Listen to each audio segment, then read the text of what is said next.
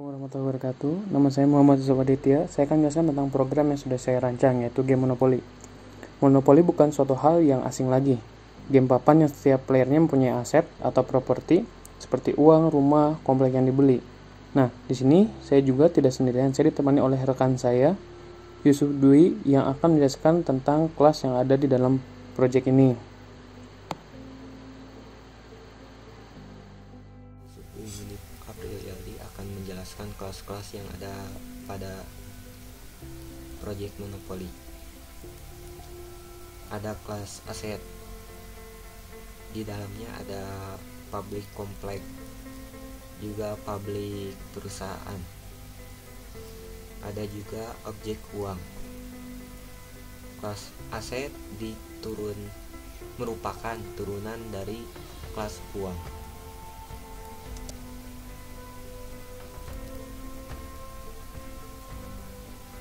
Kelas dadu.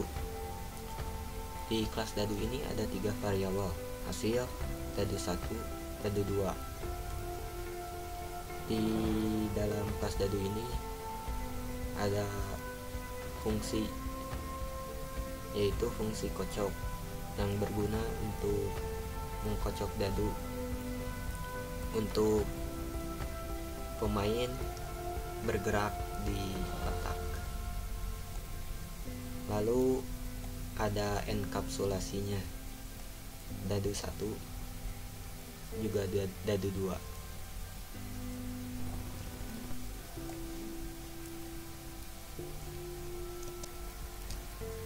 Di kelas game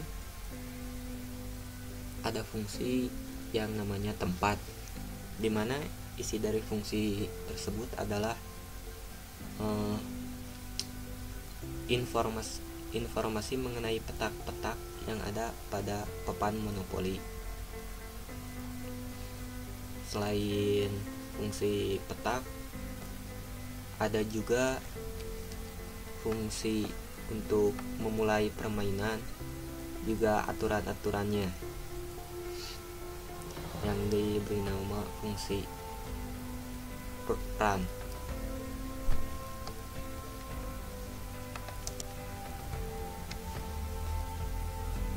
Kelas hotel,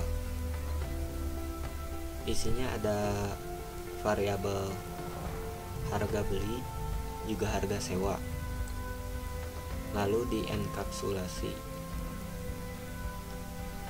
Kelas hotel ini merupakan turunan dari kelas petak. Kelas komplek, dalamnya ada variabel string KD komplek, juga ada enkapsulasinya. Komplek merupakan turunan dari kelas petak. Kelas monopoli. Kelas monopoli merupakan main class dari program monopoli ini.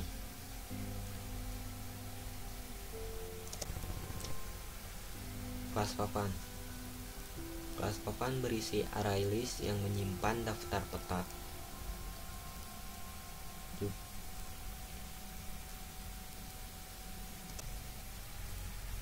Kelas penjara. Di dalam kelas penjara ini ada boolean ditahan, boolean bayar, integer pilihan, integer kesempatan, double harga, juga dadu. Ada juga fungsi penjara, dimana kalau pemain ditahan akan menjalankan fungsi keluar penjara, yang isinya fungsi keluar penjara itu ada cara-cara untuk keluar dari penjara tersebut.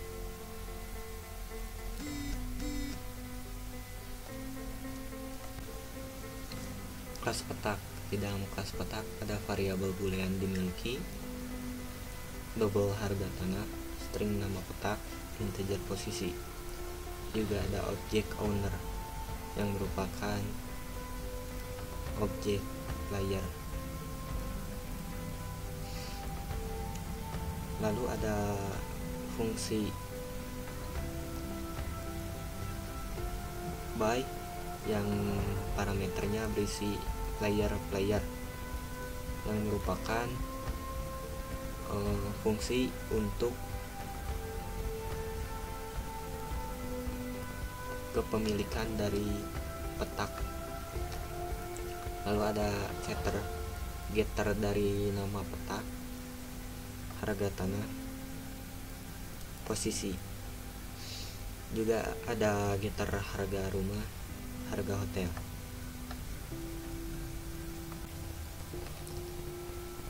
Ada kelas player.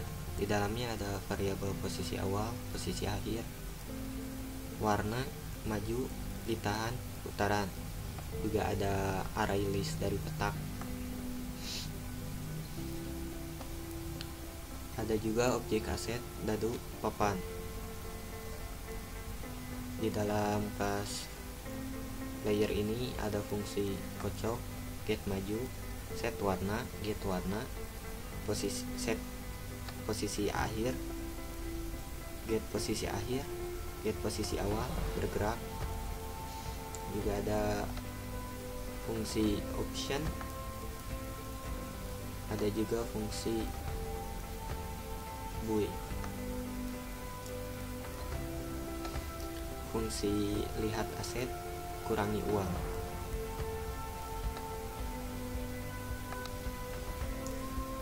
Kelas rumah, di dalamnya ada variabel double harga beli, juga harga sewa.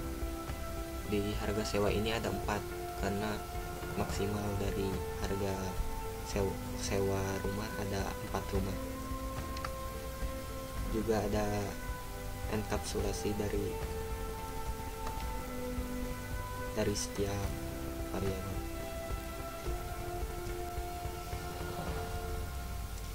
Kelas tanah.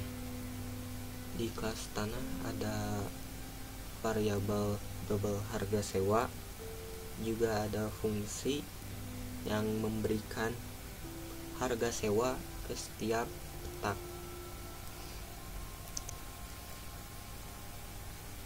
Kelas uang. Di dalam kelas uang ada variabel double nilai.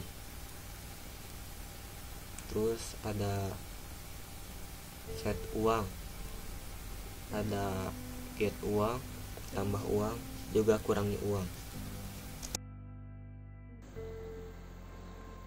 Nah, saya akan menjelaskan tentang beberapa inti pada project ini, yaitu pertama saya akan menjelaskan isi dari kelas player.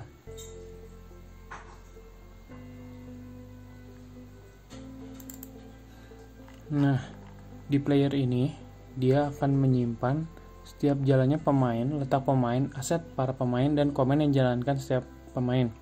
Di dalam kelas ini memiliki rules, yaitu setiap pemain yang belum melewati minimal 1 kali putaran tidak akan bisa membeli aset. Nah, dia juga mengatur rules jika player tidak bisa membeli aset. Di sini ada beberapa komen, yaitu jika player membeli tanah, rumah, atau hotel, atau memilih atau lanjut. Nah, jika memilih tanah, rumah, atau hotel, di sini dia akan memberitahu berapa harga uang yang dibeli dan sisa uangnya. Lalu kita menuju kepada petak. Nah, di kelas petak, di sini terdapat penamaan setiap petak atau menyimpan penamaan setiap petak pada papan. Nah, bedanya petak dan papan adalah jika petak jangkauannya hanya pada 1 kotak dalam monopoli, tapi jika papan terdapat keseluruhannya. Nah, di petak ini akan ada posisi petak, nama petak, harga rumah, dan petak juga hotel yang disimpan di dalam kelas ini. Nah, lalu kita akan berlanjut pada papan. Nah, pada papan, di papan ini hanya mengurutkan petak dan menambahkan petak karena petak berada dalam satu papan. Nah, lalu ada dadu. Di dadu bisa kita lihat, yaitu di si kelas dadu ini bertujuan untuk mengkocok atau merandom dadu yang nantinya menjadi setiap langkah para pemain. Di sini ada dadu 1, ada dadu 2, jadi di monopoli ini kita menggunakan 2 dadu. Nah, di sini dikocok secara bersamaan, lalu akan keluar hasilnya, yaitu hasil dari dadu randomnya. Terus ada kelas game. Nah, di kelas game ini adalah suatu perjalanan setiap player dari mulai awal hingga akhir. Nah, yaitu alur dari permainan. Setiap yang kita lihat, setiap pemain bisa menginput warnanya pada game di alur ini. Nah, lalu di sini juga ada informasi tentang nama petak, harga rumah, harga sewa, dan lain-lainnya. Nah, langkah-langkah ini yang nantinya akan menuju kepada kelas-kelas yang sebelumnya saya sebutkan. Jadi untuk kelas-kelas yang lain seperti bandara, negara, tanah hotel, dan lain-lain merupakan penunjang dari si petak, atau bisa kita sebut sebagai pembantu petak. Kenapa sih kita membuat penunjang untuk petak? Agar setiap data yang kita input dan akan kita ubah itu tidak akan mengganggu data yang lainnya. Makanya dibuat terpisah, jadi tetap penunjang. Jadi mungkin untuk kelas monopoli cukup sekian. Nah, untuk demonya seperti ini.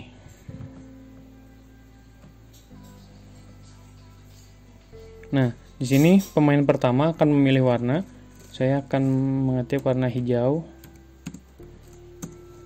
Lalu pemain kedua akan berwarna oranye. Nah, di sini start awal. Di sini untuk pemain pertama warna hijau, dia dadu satunya random, ada angka 5 dan 6. Lalu uang pertama 15.000 dengan posisi awal start, maju sebanyak 11 langkah yang akan berada di perusahaan listrik. Nah, lalu ada masukan pilihan. Jika misalnya kita ingin membeli perusahaan listrik, di situ akan ada yang namanya rules yang tadi, dia harus memutar minimal 1 kali putaran. Nah, lalu itu juga mengulang lagi, ada pilihan lagi, beli, lihat aset, deskripsi, atau lanjut. Kita akan pilih nomor 2. Nah, nomor 2 ini lihat asetnya yang kita punya, itu uang ada 15.000. Lalu kita misalnya akan lihat deskripsi.